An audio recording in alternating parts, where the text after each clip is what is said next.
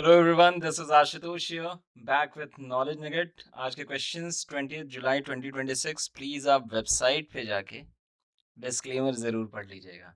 The first question, the centre has reserved 72 lakh tons of FCI food corporation of India rice for ethanol distilleries. आप सुन रहे होंगे आजकल ethanol को लेके news में बहुत ढेर सारे डिस्कशंस हैं।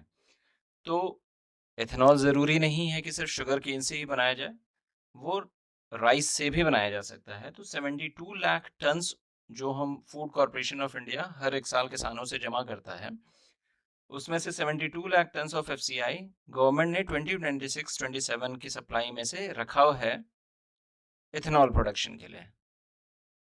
Last year it was 52 lakh tons in 2025-2026. It has also approved the auction of another 55 lakh tons of fully broken rice as India works towards 20% ethanol blending in petrol. Now the question is, rice must first be changed into sugar before yeast can turn it into ethanol. तो पहले आपको उसे sugar में convert करना होगा। In 1897, which German scientist showed that even a liquid taken from crushed yeast cells could carry out fermentation? किसने दिखाया था, किस जर्मन साइंटिस्ट ने ये बात दिखाई थी? All those of you who would prefer to study this in Hindi, वो यहाँ पे जाके हिंदी भी सिलेक्ट करेंगे तो वो हिंदी में इस क्वेश्चन को पढ़ सकते हैं। तो your options are Louis Pasteur, Emil Fischer, Edward Buchner, Robert coach.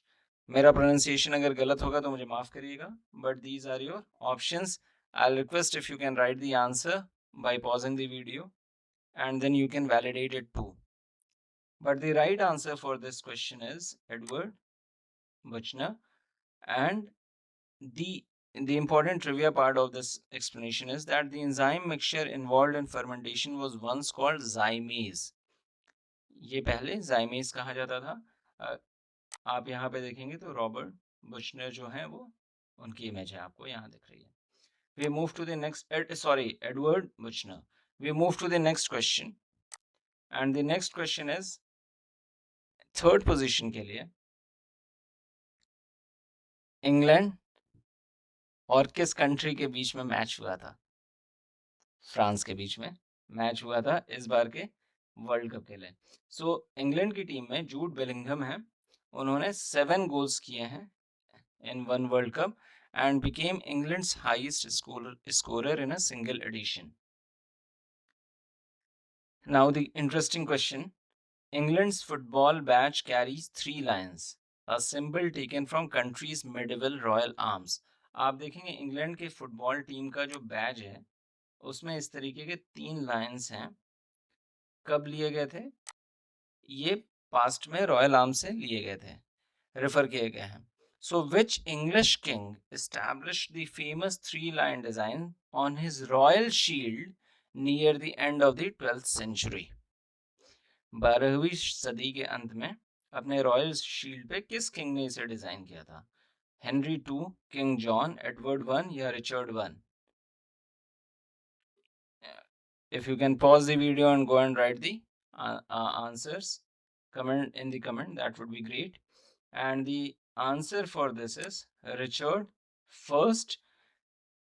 England के नेशनल फुटबॉल टीम को 3 लायंस भी कहा जाता है। With this we move to the next question. और Spain defeated Argentina to win its second World Cup and end the defending champions title run. Ferran Torres, Spanish forward, he broke the deadlock by scoring from a rebound early in the second half of extra time.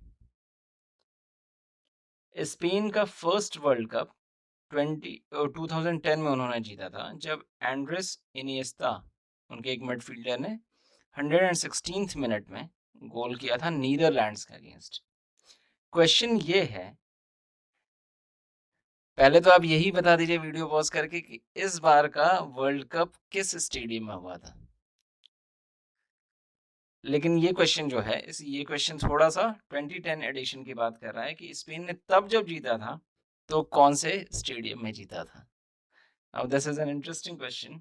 And your options are Ellis Park, Soccer City, Moses Mahabida Stadium, and Loftus Versfeld.